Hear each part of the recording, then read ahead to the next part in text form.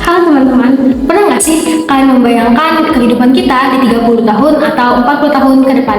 Misalnya, ketika kita sudah lulus kuliah, lalu bekerja, kita punya karir, lalu kita memasuki usia pensiun. Biasanya kalau dengar kata pensiun itu, yang terbayang adalah orang tua atau karyawan yang sudah bekerja selama puluhan tahun. Padahal, tanpa kita sadari, persiapan menuju masa pensiun sebenarnya dimulai dari sekarang. Soalnya, ketika kita sudah tidak lagi bekerja, kebutuhan hidup tetap masih ada, seperti biaya makan, biaya kesehatan, medical, dan berbagai kebutuhan lainnya. Nah, karena itulah, di dalam dunia keuangan ada yang disebut dengan dana pensiun. Dana pensiun merupakan salah satu cara untuk menjaga kondisi keuangan tetap terjamin meskipun sudah tidak berada di usia yang produktif lagi. Pada video kali ini, saya, Tasabella, dan rekan saya, Gamaliel Felix Repi akan membahas lebih lanjut mengenai dana pensiun. Simak sampai habis ya! Kalau mendengar tentang dana pensiun, mungkin kita langsung berpikir bahwa itu adalah tabungan untuk orang yang sudah tua. Padahal, konsep dana pensiun lebih luas daripada itu. Dana pensiun merupakan badan hukum yang mengelola program yang memberikan manfaat pensiun kepada pesertanya. Sederhananya, dana pensiun adalah tempat pengumpulan dana ketika seseorang masih bekerja dan akan digunakan ketika sudah memasuki usia pensiun.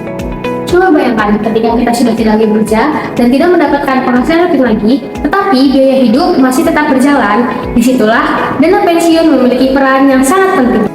Dana pensiun membantu seseorang untuk tetap mendapatkan sumber penghasilan sehingga dapat mempertahankan kesejahteraan hidupnya di masa tua. Terdapat dua program utama dalam penyelenggaraan dana pensiun. Program yang pertama yaitu program pensiun penerima manfaat. Pada program ini, manfaat yang diterima oleh peserta pensiun sudah ditetapkan berdasarkan ketentuan yang telah ditentukan. Sehingga para peserta pensiun telah memiliki gambaran seberapa banyak jumlah pensiun yang akan mereka terima. Program yang kedua adalah program pensiun iuran pasti. Pada program ini, yang ditetapkan sejak awal adalah jumlah iuran yang dibayarkan oleh peserta. Nantinya, hasil yang akan diterima oleh setiap peserta bisa saja berbeda tergantung pada jumlah dana yang terkumpul. Baik, setelah memahami apa itu dana pensiun, sekarang kita masuk ke tujuan dan fungsi dari dana pensiun. Tujuan utama dana pensiun adalah memberikan kesejahteraan kepada peserta setelah memasuki usia pensiun. Dengan adanya dana pensiun, seseorang diharapkan tetap memiliki penghasilan meskipun masa kerjanya telah selesai. Namun ternyata tujuan dana pensiun tidak hanya itu. Yang pertama, dana pensiun bertujuan memberikan rasa aman kepada pekerja karena mereka memiliki jaminan untuk masa depannya. Lalu selanjutnya yang kedua, dana pensiun dapat meningkatkan loyalitas karyawan terhadap perusahaan. Ketika perusahaan memberikan fasilitas dana pensiun, karyawan akan merasa lebih diperhatikan. Lalu selanjutnya yang ketiga, dana pensiun juga membantu meningkatkan motivasi kerja karena pekerja merasa masa depannya lebih terjamin. Selain memiliki tujuan, dana pensiun juga memiliki fungsi ekonomi. Dana yang dikumpulkan dari peserta biasanya tidak disimpan begitu saja. Dana tersebut akan dikelola dan diinvestasikan pada berbagai instrumen keuangan agar nilainya berkembang. Dengan demikian, dana pensiun tidak hanya memberikan manfaat bagi peserta, tetapi juga dapat mendukung kegiatan ekonomi secara lebih luas. Setelah memahami tujuan dan fungsinya, sekarang kita masuk ke pembahasan jenis-jenis dana pensiun. Secara umum, terdapat dua jenis dana pensiun yang sering dibahas. Jenis pertama yaitu dana pensiun pemberi kerja atau DPPK. DPPK adalah dana pensiun yang dibentuk oleh perusahaan untuk para karyawannya. Melalui program ini, perusahaan menyediakan manfaat pensiun bagi pegawai yang nantinya akan memasuki masa pensiun. Sebagai contoh, suatu perusahaan memiliki ribuan karyawan. Untuk memberikan jaminan kesejahteraan pada masa tua, perusahaan tersebut membentuk program dana pensiun bagi pegawainya. Jenis kedua yaitu dana pensiun lembaga keuangan atau DPLK.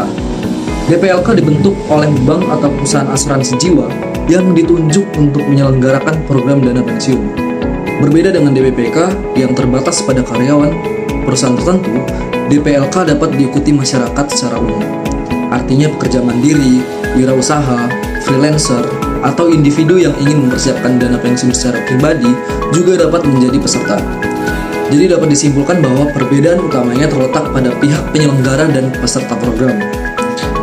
DPPK dibentuk perusahaan untuk pegawai, sedangkan DPLK disediakan lembaga keuangan untuk masyarakat luas. Setelah memahami jenis dana pensiun, berikutnya kita akan membahas program-program yang ada pada dana pensiun. Sebenarnya gimana sih cara dana pensiun itu bekerja? Jadi, yang pertama, para peserta harus membayar iuran secara berkala. Selanjutnya, iuran tersebut akan dikelola dan diinvestasikan oleh lembaga dana pensiun. Ketika para peserta memasuki masa pensiun, manfaat pensiun akan dibayarkan kepada peserta. Dari pembahasan yang telah dijelaskan, dapat disimpulkan bahwa dana pensiun merupakan bentuk persiapan keuangan jangka panjang yang bertujuan memberikan kesejahteraan ketika seseorang sudah tidak lagi bekerja. Melalui dana pensiun, seseorang dapat memperoleh jaminan penghasilan di masa tua sehingga kehidupan setelah pensiun tetap terjaga. Karena itu, memahami pentingnya dana pensiun sejak dini menjadi langkah yang baik untuk mempersiapkan masa depan. Sekian penjelasan dari kami mengenai dana pensiun. Terima kasih telah menyimak, semoga bermanfaat.